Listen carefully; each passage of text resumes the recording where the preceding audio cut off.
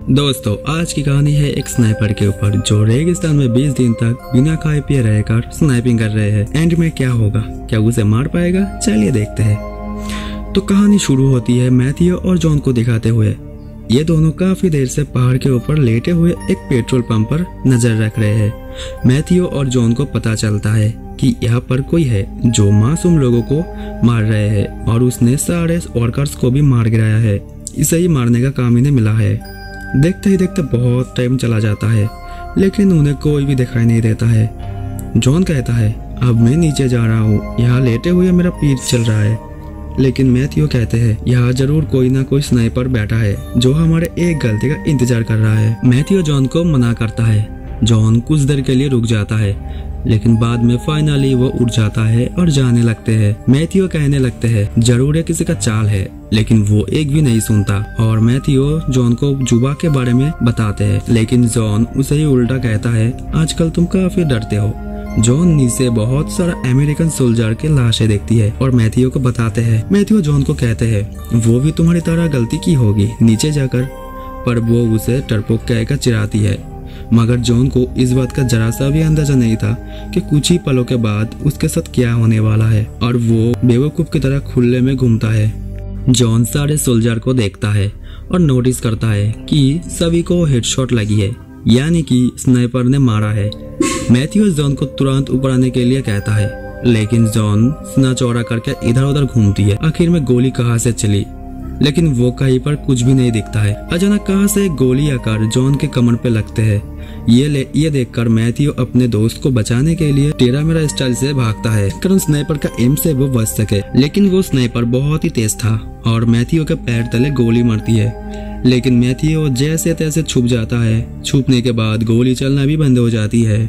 तो देखती है जॉन की हालत खराब है और वो दर्द से चीख रहा है। वो अपने बेस से कांटेक्ट करने की कोशिश करती है तो देखती है रेडियो का एंटीना टूटा है, इसलिए अब मैथ्यू दीवार से कुछ पत्थर को हटाता है और दूरबीन से उस स्नाइपर को ढूंढने की कोशिश करते हैं। तभी उसे भी गोली मारती है। इधर जॉन लेटे हुए दर्द से चीख रहा था। मैथ्यू अपने पैर से गोली निकालने की कोशिश करती है। वो दर्द के मारे चीख उठता है। तभी उसके रेडियो पर कुछ आवाजें आने लगती है और बात करने की कोशिश करते हैं। मैथ्यू कहता है, जल्दी यहाँ आओ और जरा संभाल कर, यहाँ एक स्नाइपर है। और तभी मैथ्यू को वो कहता है, हम तुम्हें ढूंढ नहीं पा रहे हैं, इसलिए तुम्हें एक गोली चलानी होगी या तो फिर खड़ा होना होगा जिससे हमें पता चले कि तुम कहाँ हो। ये बात मैथ्यू को अजीब लगती है क्योंकि ट्रेनिंग के दौरान ऐसा कुछ भी कहा नहीं गया था। अब उसे समझ में आ जाता है कि मैथ्यू जिससे बातें कर रहे थे वो वही स्नाइपर है। अब वो कहते हैं कि मैंने तुम्हें पहचान लिया। असल में वो स्नाइपर मैथ्यू का रेडियो सिग्नल मैच कर लिया था। स्नाइपर मैथ्यू को जवाब देता है, तो तुम्हें पता चल ही गया। इसके बाद कहता है, अगर तुम्हें खुद को जिंदा रखना है तो तुम्हें मुझसे बात करनी होगा और जो सवाल करूंगा उसका सही जवाब देना होगा, और जब तक तुम मुझसे बातें करोगे तब तक खुद को जिंदा रख पाओगे। अब स्नाइपर मैथ्यू को अपने वाइफ के बारे में बताने के लिए कहता है, लेकिन वो कुछ भी नहीं कहता। वो अपनी बातों पे उलझा कर दूरबीन से उसे ढूंढना शुरू कर देता है और जमीन पर एक मैप बनाता है। स्नाइपर मैप मैथ्यू से पूछता है, तुम्हारा ये मिलिट्री बेस कहाँ है? लेकिन मैथ्यू को कुछ पता नहीं था, इसलिए वो चुप रहता है और कहता है, तुम्हें क्या लगता है मैं पागल हूँ जो तुम्हारे हाथ सारे बातें मानूंगा? तभी स्नाइपर कहता है, ठीक है तो मैं जॉन को मार देता हूँ। मैथ्यू तुरंत उसे कहता है, तुम मेरे दोस्त का नाम कैसे जानती हो? वो स्नाइपर कहता है, मुझे तुम्हारे और तुम्हारे दोस्त के बारे में सब कुछ पता है। ये सब सुनकर मैथ्यू का गला सूख जाता है। जब पानी पीने के लिए बोतल को निकालता है तो देखता है उसमें एक छेद है और सारा पानी गिर चुका है। तभी वो आदमी कहता है, मैंने जानबूझकर तुम्हारे बोतल पर गोली चलाई जिससे सारा पानी गिर जाए। इसके बाद मैं तुम्हारे पैर पर गोली चलाई जो तुम भाग न सको। अब तुम यहाँ तरफ कर मारोगे। मैथ्यू को बहुत गुस्सा आ जाता है। गर्मी बहुत है, बिना पानी के वो ज्यादा देर टिक नहीं सकता। मैथ्यू कहता है, तुम एक आतंकवादी हो। वो कहता है कि मेरे देश पे तुम घुस आए हो और मुझे आतंकवादी कहते हो? वाह क्या बात है। अब एक दूसरे से थोड़ी देर के लिए बातें करनी बंद हो जाती है। अब मैथ्यू एक चीज नोटिस करता है, दूर कचरे से बना पहाड़ को।